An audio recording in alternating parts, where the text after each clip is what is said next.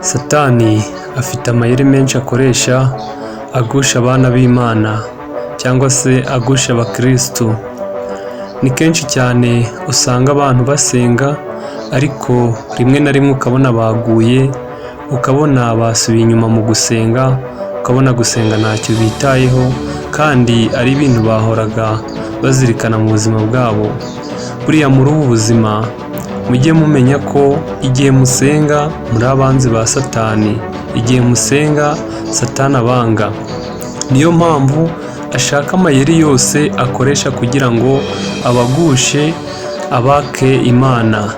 Rero cyiza ni uko ukwiye kumenya ikintu cyangwa se amayeri Satani akoresha agusha abantu kugira ngo nawe utagwa mu mutego wa sekibi ugasanga uretse Imana ngo ugiye gukurikira Satani. Satani ni umugome, Satani adutega byinshi, adutegera muri byinshi kandi twebwe tukabona bishimishije nk'abantu, ariko abashaka kugira ngo tugwe. Ndabashoje mwe mwese tugiye kubana muri iki kiganiro. Niba utarakanda subscribe byaba byiza uyikanze, wibuke gukanda like kandi wandike na komenti uduhe igitekerezo, wanatugira n'inama wanditse komenti, cyangwa se ntiwibagirwe gusharinga bagenzi bawe kugira ngo nabo iki kiganiro kibagezeho. Iki kiganiro tugiye kwibanda ku mayeri amwe n'amwe Satani akoresha agusha abantu basenga. Ntucikwe n'akantu ku kandi, buri kantu kose ugatega amatwi kugira ngo iki kiganiro ugisobanukirwe, ejo Satani atakugusha ugasanga niba wakundaga gusenga usubiye inyuma. Satani akoresha amayeri menshi, akoresha ibimenyetso byinshi. Urugero, ushobora kuba usenga igihe ugiye kurya, ushobora kuba usenga igihe ugiye kuryama n'igihe ugiye kubyuka, ugasanga rimwe na rimwe uratekereje uti ese ntasenze uyu munsi nabiki, ubu ngubu ndiye ntasenze nabiki, ubu ngubu ndyamye ntasenze nabiki. Umunsi umwe ugasanga utangiye gutekereza gutyo, ejo bikaba, n'ejo bundi bikaba, ugasanga bikuvuyemo. Satani uwo ni umutega gutega, aguha ibitekerezo byo kuvuga ngo wisenga, udasenze uyu munsi ntacyo waba. Bikaba umunsi umwe ugasanga ejo bibaye undi munsi, ugasanga hasize icyumweru udasenga. Ikindi, hari ukuntu usenga ugasenga nk'uri kwikuraho isengesho, nk'uri kuvuga ngo reka ndangize umuhango, ukumva ko wakerewe gusenga, ukumva niba uvuze isengesho ukumva utangiye kurirambirwa. Izo ni imbaraga za sekibi agenda akoresha kugira ngo aguce intege uhagarare gusenga, cyangwa se ugasanga uri gusenga mu kanya ibitotsi birakwishe utararangiza gusenga. Iyo ni sekibi. Satani ni umwanzi, Satani ni umugome, akoresha ibimenyetso byinshi. Icyo ni icya mbere ushobora kuba ubona, kandi ndakeka ko nta muntu utabona ibyo bimenyetso. Igihe ubonye ibyo bimenyetso ni ngombwa gushyiramo imbaraga nyinshi ugasenga cyane, kuko icyo gihe Satani aba akugarije, aba ashaka kuguca intege, aba ashaka gutuma ucika intege mu isengesho ryawe. Urugero, niba usenze ukumva ugize ibitotsi ugasinzira, ejo hari igihe uzanga gusenga ngo bwije utongera gusinzira, ugasanga bigiye bikuvamo.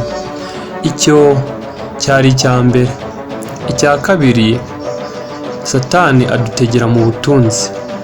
Hari igihe Satani akoresha uburyo bwose ugomba kuba wabona akazi ko mu minsi ushobora kuba wasengaga, ugasanga ubonye akazi karatuma udasenga uko byari bikwiye, ugasanga niba wasengaga kabiri mu cyumweru utangiye gusenga rimwe mu cyumweru, cyangwa se ukabura n'umunsi usenga.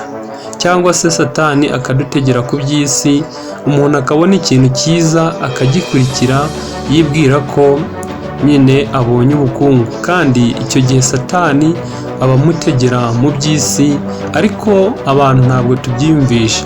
twe tuba twumva ko ari ibisanzwe, twe tuba twumva ko tugiye kubona ubukungu, twe tuba twumva ko tugiye kugera heza, ariko akenshi Satani aradutega.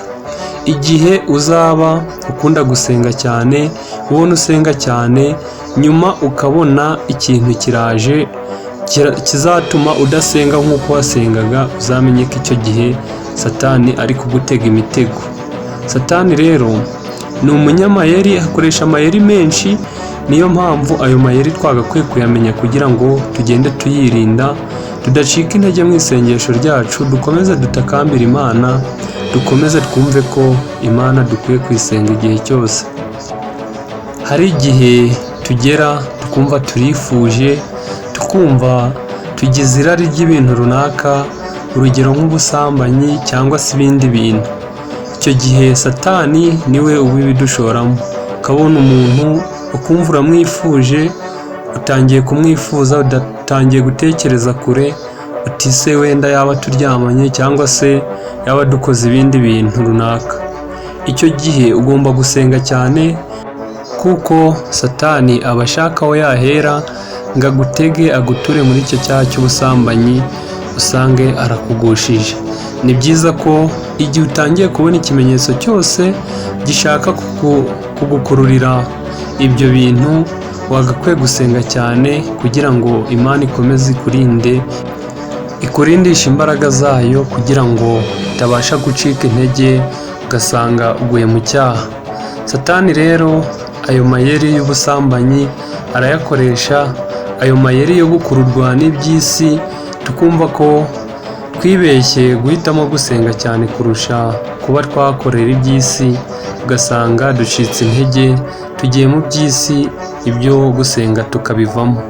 Niba wasengaga 4 ku munsi, ugasanga utangiye gusenga rimwe, ngo ni akazi kenshi, ugasanga n'iryo rimwe usenga utabyitayeho, nta mwanya ubiha, aba ari ukugira ngo urangize umuhango. Satani rero azakomeza kuganze. Iyo watangiye gucika intege rero aba yabonesheje, ashaka uburyo noneho urabireka burundu. Kuko iyo dusenga, mujye mumenya ko tubangamira Satani, kandi nibyo tuba dukwiye kumubangamira, tuba dukwiye kumwirukana, tuba dukwiye kumva ko atagomba kutwinjira mu buzima, atagomba kudutwara ubuzima bwacu, kuko ubuzima ari ubw'Imana. Niyo mpamvu rero igihe cyose ubona ibimenyetso nk'ibyo ngibyo bishaka kugukururira iby'isi kuruta gusenga, igihe ubonye ibimenyetso byo kuba byagutura mu cyaha cyo gusambana, cyangwa se hari ibyaha byinshi nko kwiba, kuba wahemukira umuntu runaka, kwica, ibyaha byinshi, ugasanga icyo kintu kiri kukuzamo cyane, ugomba gushaka uburyo wakirwanya kugira ngo utabasha gucika intege, Satani akakuganza, akagukurura.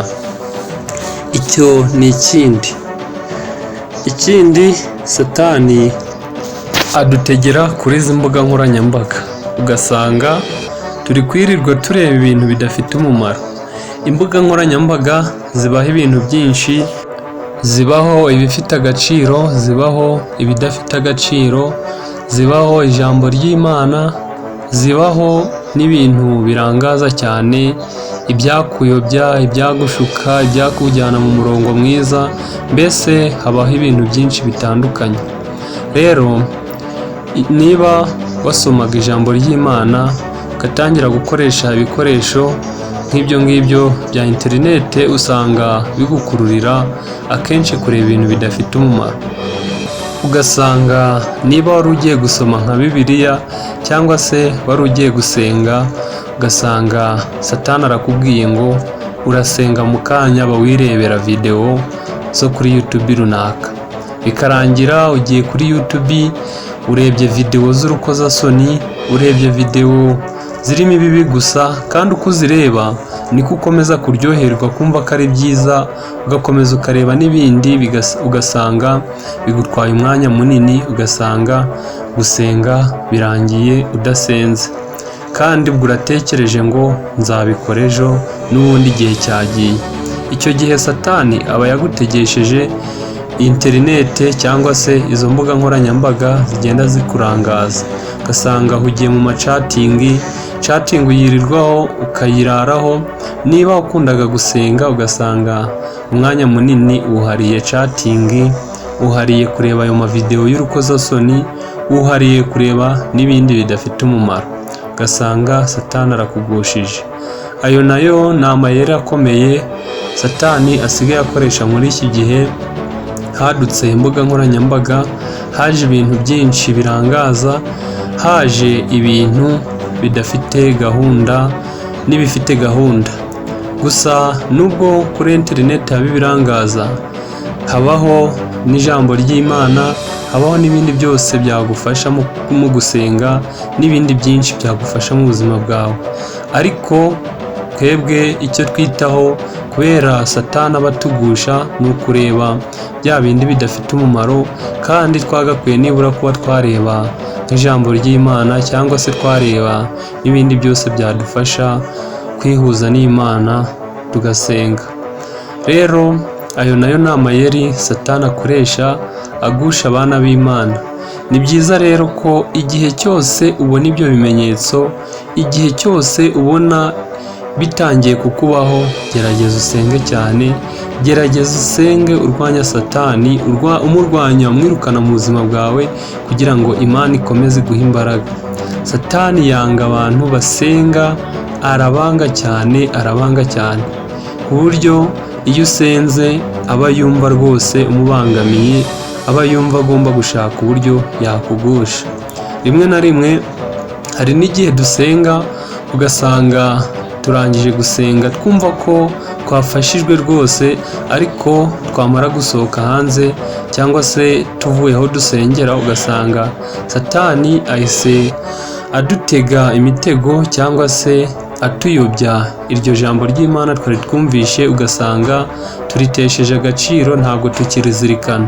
Ubwo mbese tuba turisize aho twaryumviye, kandi twari dutashye twumva ko twarizirikanye. Satani rero ugasanga aratugushije. Niba uvuye gusenga akakubwira ngo nibura nyura hariya usome ku gasururu cyangwa se usome ku gacupa, ugasoma ku ducupa tubiri, ugasoma ku ducupa dutatu, ugasanga urarengeje, ukubise umuntu, kubera Satani uwo mutego yawugutegeyemo utabizi. Ni byiza rero ko ugomba kumenya ahantu hose Sekibi agutegera, kugira ngo ubashe kumenya uko wabasha kuba wamwirinda. Abantu benshi rero ntabwo tubiha agaciro, ahubwo tuba twumva ko ari ibisanzwe, kandi Satani aba adutura mu mutego, aba yumva ko tutakorera Imana. Mukristu, muntu w'Imana, umuvandimwe, niba ushaka kugira ngo ukomeze gusenga ubutarambirwa, ukomeze kuyoboka Imana, ukomeze kumva ko Imana ari ingenzi mu buzima bwawe, senga cyane, wirukana Sekibi mu buzima bwawe, wirukana Satani mu buzima bwawe, kuko amayeri akoresha ni menshi. Hari n'andi menshi tutavuze aha ngaha agenda akoresha mu buzima bwacu bwa buri munsi, ashaka kutugusha, ni menshi cyane. Ugerageza ikintu cyose ubonye ko kiragutura mu mutego, ujye ukirinda kugira ngo atabasha kukugusha, ukareka gusenga, ukareka Imana, ugasanga ugiye mu bibi. Kandi rero iyo Imana uyanze cyangwa se uyibagiwe, nayo irakwibagirwa. Ni byiza rero guhora tuzirikana Imana mu buzima bwacu, turwanya ayo mayeri Satani akoresha. Niba ubonye ko ikintu ugiye kukijyamo ariko kirakugusha, ukakireka, ugakora ibintu bishobora kuba bitagutura mu kibazo, cyangwa se ngo bibe byakugusha, cyangwa se ngo bibe byagutandukanya n'Imana. Ndabashimiye mwe mwese mwanteze amatwi muri iki kiganiro kuva kigitangira kugeza ku musozo.